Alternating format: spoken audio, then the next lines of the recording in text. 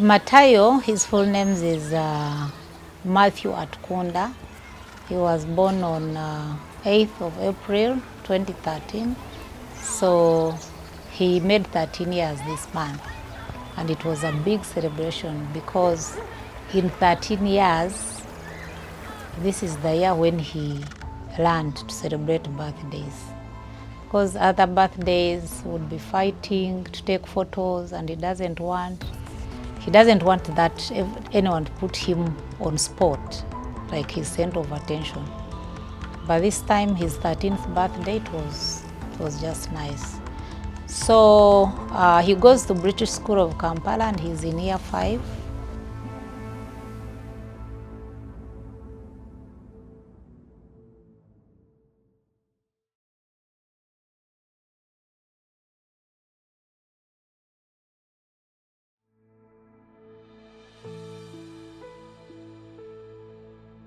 My name is Shivan Komugisha, and if I'm talking about how I'm rated to Matayo, it's broad. Like, my friends think Matayo is my son. They think that he's my son, he's my baby, because most of the times when I post him, I be like, my baby. So most people think that he's my first son.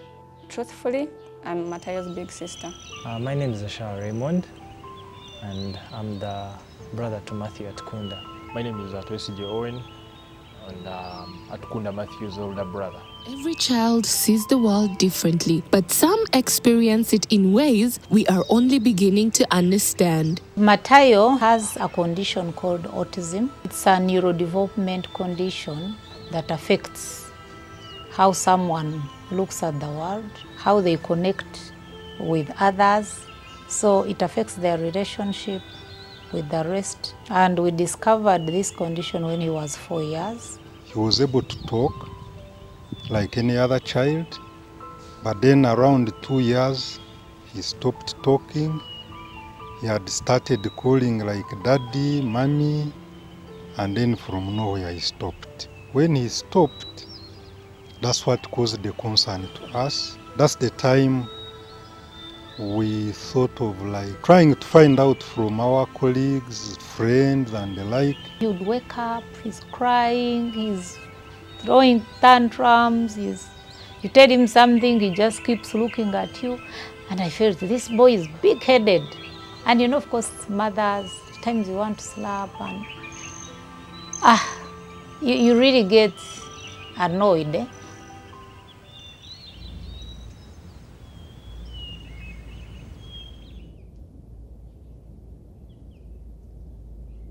This is Atkunda Mathews, a child living with autism.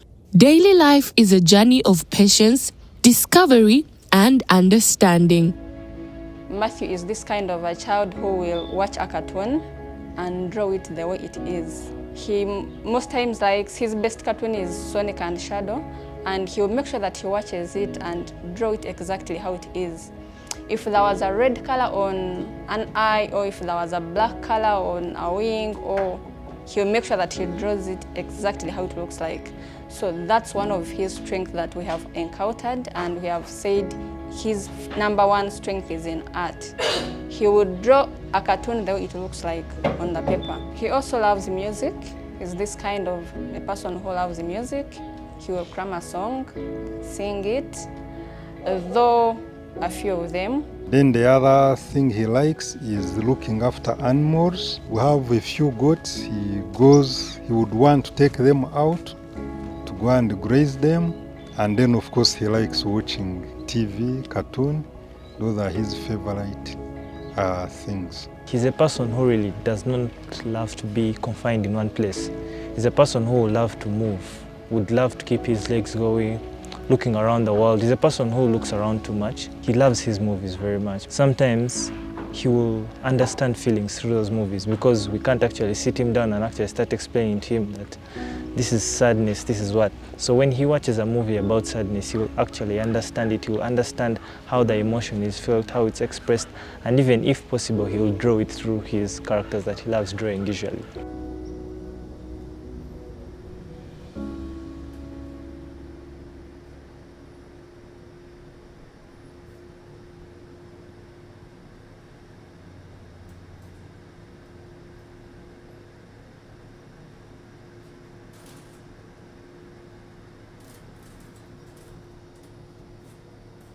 If you ask him, do you want to have breakfast? He will also ask you, do you want to have breakfast? So it was very funny, and I was like, so that condition is called the coraria. They repeat what you say, but they cannot initiate their own speech. So I called UAP, I told them my child is behaving like so-and-so, and where can I go? So he gave me the phone contact for some specialist called Dr. Byarugaba in Bugorovi. I made an appointment. I was very impatient actually. I called, they said the only spot we have is Thursday. That was a Tuesday. I said it is very urgent, I must see the doctor. So I forcefully went, they almost chased me away. I said I must see the doctor. So the doctor started asking me questions, observing him. Immediately he said, have you heard about a condition called autism? I said no. That's the time when we got to know in detail what was the problem. One of the biggest challenges we've had so far, to have him find a school that could really accommodate him. Because we went to several schools, I think basically they didn't understand what was his problem. So you wouldn't blame them because they also didn't know. Initially they thought he's a very stubborn child, and actually most people, they think we've raised him badly. Because even in church, where we used to go, of course he can't settle in one place, and most people would think we've raised him badly, we cannot make him sit in one place. So basically, most people don't understand. Sometimes he wants to address something and it's very difficult for him to say it exactly the way he wants. Maybe he wants you to take him out. Maybe he wants to watch TV, but other people are watching it. Instead of requesting, instead he will kind of throw maybe a tantrum or get annoyed or start crying or runs around the house. So his challenge is in communication. It's very hard for him to communicate exactly what he wants sometimes. We can have like a family gathering and other children are around, jazzing, praying, but you find him like, he always gives a distance. Sometimes he's going through something and there is no way he can explain it to you because he also does not understand it. He might be angry at something, but he can't actually explain what that something is. You have talked to him in a way that he does not agree with. He will not tell you, you have talked to me badly. He will fail to explain it. So he will walk away, he will not want to talk to you, but he could have at least told you that you have talked to me badly about something. But expressing himself generally sometimes is not okay, mostly in emotions that he's not used to or that are his first time to deal with. Though that is gradually changing with time, but he still has that challenge. When he's out there in the community, he acts like a normal child. So someone may think he's an ordinary child, and that's another advantage to him because he doesn't make people view him as a liability.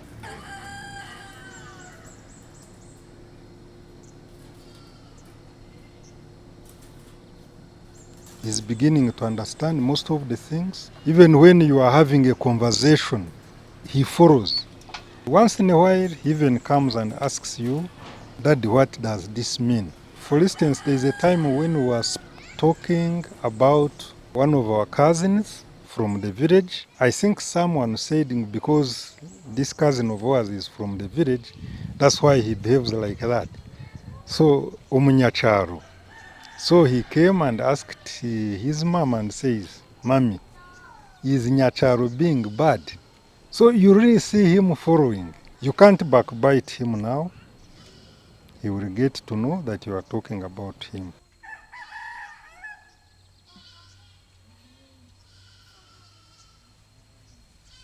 Families often navigate uncertainty, limited resources, and social misunderstanding. Yet within these challenges lie remarkable strengths, abilities that deserve to be seen and celebrated. Some people, when they get to know the condition of children, they know there's nothing I can do. They just let them remain home.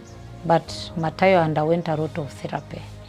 Speech, to understand, to initiate his own language. Occupational therapy, to learn to take care of himself. Then special needs education, to learn to write. So This improvement has not been just by chance. There's a lot of work in the background, engaging different therapists, but also taking him to a school that can accommodate him. We struggled with schools. You go to a school, they tell you they are all inclusive, they take on special needs children, but then after you realize that they don't even have a special needs teacher. The assessment helped us to actually highlight some of the issues Matthew had, which were behavioral, speech or communication, and social, because he came with the diagnosis of autism spectrum disorder. This condition, it affects one in the area of communication, social interaction, and behavior. So, early intervention is very important, especially when it comes to learning in general, okay? Because when you start therapy with these children early, their brains don't have much, and they have not acquired many maladaptive behaviors. Because therapy involves basically like reprogramming the child's brain. So it is easier to deal with undesired behaviors when someone is still young than coming in when the behaviors have become part of him to try to discourage that. And also children, when they are young, they do a lot of play, and children learn a lot through play. And so now those are the things that you can come in and succeed when someone is still young. And also the brain is still in that process of acquiring. So when the diagnosis is done early and this child is put on therapy early, normally the prognosis is good.